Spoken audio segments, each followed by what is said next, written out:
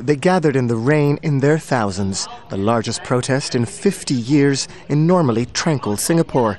A sign, say the protesters, of the growing disconnect between the ruling elite and other citizens. We're not happy that this population growth will benefit Singapore in the long run, because by 2030, right, our population ratio of Singaporeans will be a minority compared to foreigners.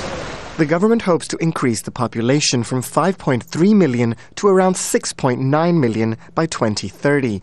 Singapore is the third most expensive city in Asia and one of the world's most densely populated.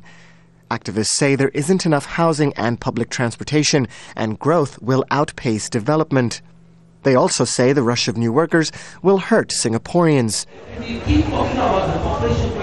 Foreigners make up around 40% of Singapore's population, and these protesters are concerned the balance of power could tip against them. We definitely welcome people who want to contribute to our Singapore, but not indiscriminately until it affects the social fabric of our society. My generation built this country. We paid a lot in taxes. We got very little freebies. And right now it's an insult to us to not acknowledge it.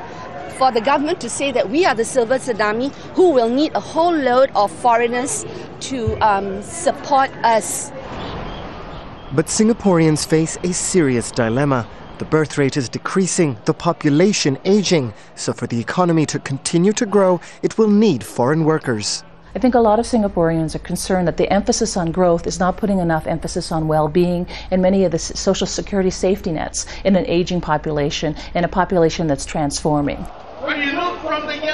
No one is denying that Singapore's population needs to increase to support its continued development. But how that is managed and what Singaporeans get out of it is becoming a point of contention. And unlike before, Singaporeans seem more willing than ever to demand action from their elected leaders. Banu Bhatnagar, Al Jazeera.